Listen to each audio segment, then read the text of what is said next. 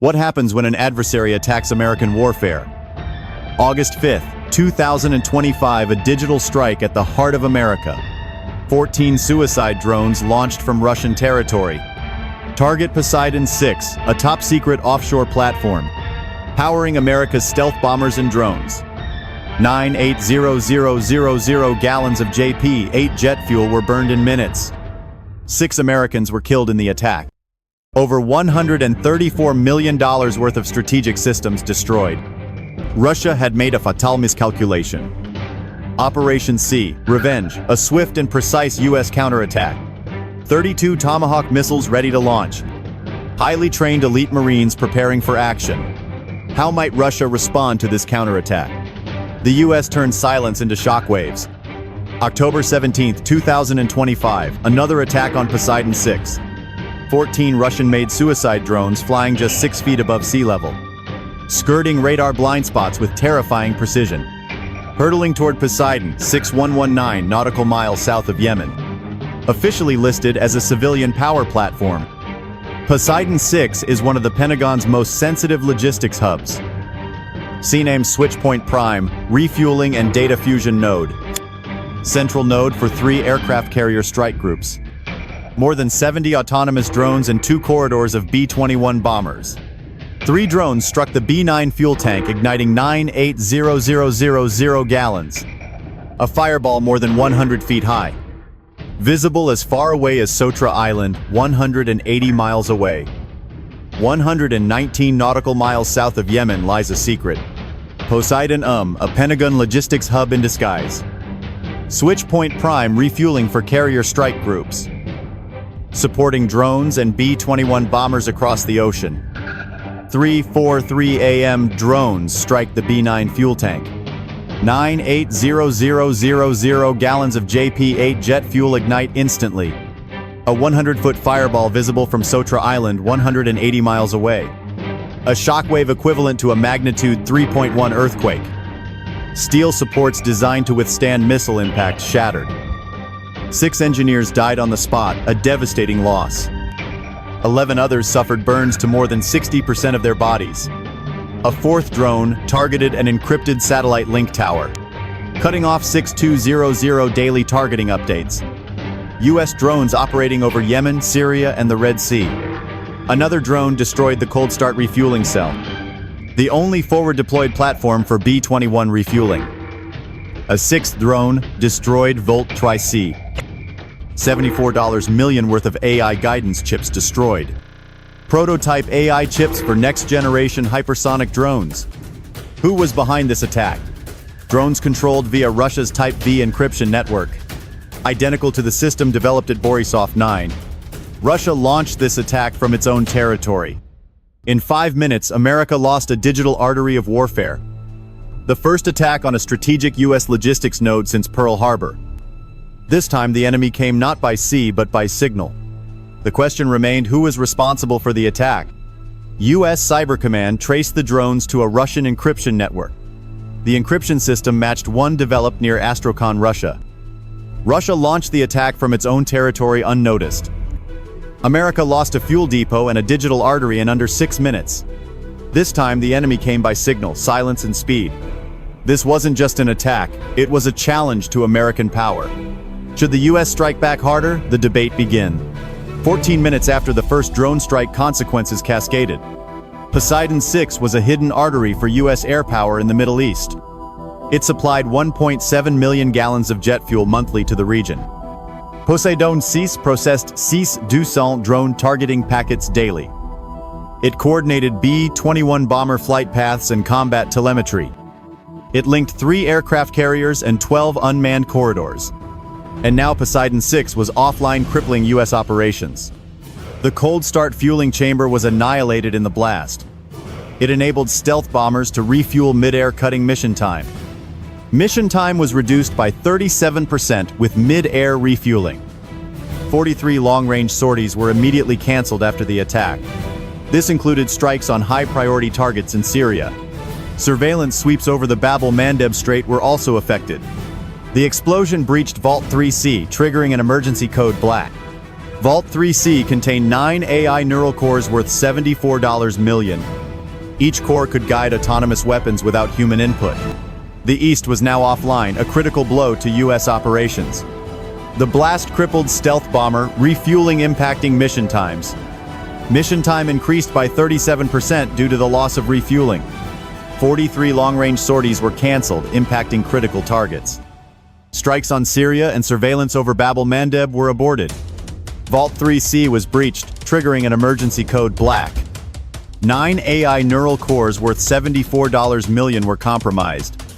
These cores could guide autonomous weapons without human intervention. Intelligence fears a chip may have survived the explosion. If it falls into Russian hands, it's a blueprint for next-gen warfare. This failure wasn't just logistical, it was psychological. America's combat communications were severed for the first time in decades. A classified network previously believed impenetrable was breached. The ripple wasn't local, it was global, impacting Naval Command. At 4:01 a.m., a single phrase echoed America's eyes just went dark. But this was only the beginning. What came next changed warfare. Stay with us as we reveal the new rules of modern warfare. By 5:08 a.m., the United States was moving with intent, no longer in shock. The Pentagon's response wasn't emotional, it was procedural. A Tier 1 response, Operation C Reprisal, was authorized.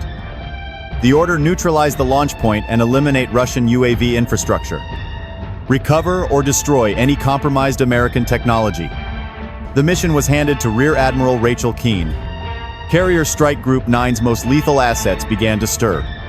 F-35C Lightning II fighters roared into the dawn armed with missiles, each armed with AGM-158BJ SSMER cruise missiles. The response was procedural, not emotional. Directive 139B was authorized. Operation C Reprisal, neutralize, eliminate, recover, or destroy.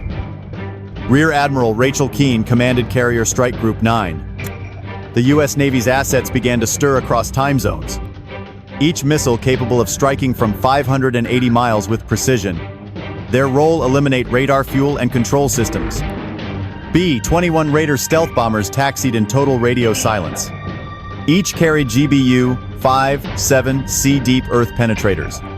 Bombs engineered to pulverize targets beneath 200 feet of concrete. Above them, 18 MQ-25 Stingray drones entered the air.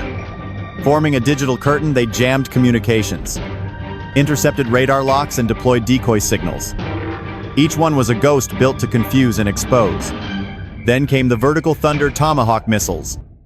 32 Tomahawk Block 5 cruise missiles erupted skyward, flying low and fast at 550 miles per hour. Each carried a 10 pounds warhead, programmed to strike radar facilities, hangars, and command bunkers. All assets were in motion before the public knew. This wasn't a retaliation announced on CNN. This was a response written in aviation fuel and steel. In 37 minutes, a wall of fire stretched from the Indian Ocean. To the Caspian Sea, a clear message was sent. No more speculation, no more diplomacy. The United States had chosen to answer in force. Each warhead precisely programmed targeted key enemy assets. Before the world knew, America had answered with fuel and steel. The U.S. responded in the language its enemies understand: force. Precision and speed defined America's calculated response. Was this response justified, or should America have gone further? At 6:12 a.m., the skies above Astrakhan turned hostile. Radar operators saw nothing unusual, then the silence broke. Not with thunder, but with something much worse: stealth. From 6,000 feet, B-21 Raiders breached Russian airspace undetected. Invisible to radar, they glided in shadow, exploiting defense gaps. Their target, Borisov 9, Russia's most secretive drone facility. Buried beneath concrete and granite, it was a formidable target. At 6:17 a.m., both Raiders released their payload. 2 GBU-57C Earthbreaker bombs designed to destroy underground structures. Each weighing 300 pounds, capable of destroying structures 200 feet underground. Guided by satellite and AI, the bombs accelerated to over 750 miles per hour, piercing deep into the bunker complex with devastating force. 7 seconds later, the ground erupted in a cataclysmic explosion. A 3.6 magnitude tremor was recorded across the Volga River basin. Flames erupted from underground vents, a sign of the destruction below. A black plume of smoke rose 1,200 feet into the sky. Visible from nearby villages, a stark reminder of the attack. At the same moment, F-35C Lightning II fighters roared in at treetop level, using their advanced electronic warfare systems. At 6:17 a.m., the Raiders released their deadly payload. Each GBU-57C Earthbreaker weighed 5,300 pounds, designed to destroy structures 200 feet underground. Reaching speeds over 750 miles per hour, piercing the bunker. Flames erupted from underground vents after the blast. Visible from nearby villages, the destruction was immense, using electronic warfare to jam Russian targeting systems. They unleashed AGM-158B cruise missiles into drone zones, detonating near fuel storage tanks and exposed launch rails. 18 MQ-25 Stingray drones swarmed the outskirts, spoofing radar and flooding Russian SAM sites with false targets. Russian air defenses fired over 40 surface-to-air missiles. None of the surface-to-air missiles hit their intended mark. 32 Tomahawk Block 5 missiles struck with brutal precision. One hit a hardened satellite uplink station. Another vaporized the AI testing lab's cooling chamber. 2 warheads pierced the underground command vault Delta, detonating among processors and prototype flight chips. The destruction was total costing $1.1 billion. 47 UAVs, 9 AI cores, and 5 years of data were erased. American forces had eyes on the smoldering ruin. In under 12 minutes, critical infrastructure vanished. The Borisov 9 complex folded like paper fires raging. Russian emergency beacons blinked, then fell silent. U.S. Marines approached, tasked to recover or destroy. By 6:33 a.m., American forces had eyes on the ruin. Silence and the smell of melted circuitry and steel. This was not an airstrike, this was an eraser. At 6:54 a.m., helicopters lifted off from the smoking remains. The mission was complete. No further strikes were needed. 180 minutes, a global-scale joint force operation. Stealth bombers, fighters, UAVs, cruise missiles, marine raid. Near zero detection until impact, the results were undeniable. $1.1 billion in Russian assets destroyed. 47 UAVs, 9 AI cores obliterated. Drone control architecture for Southern Command obliterated. 0 U.S. casualties, 0 enemy survivors at the strike site. Russian state media was silent for nearly 6 hours. Moscow cited an unidentified explosion. No direct blame, no retaliation was threatened.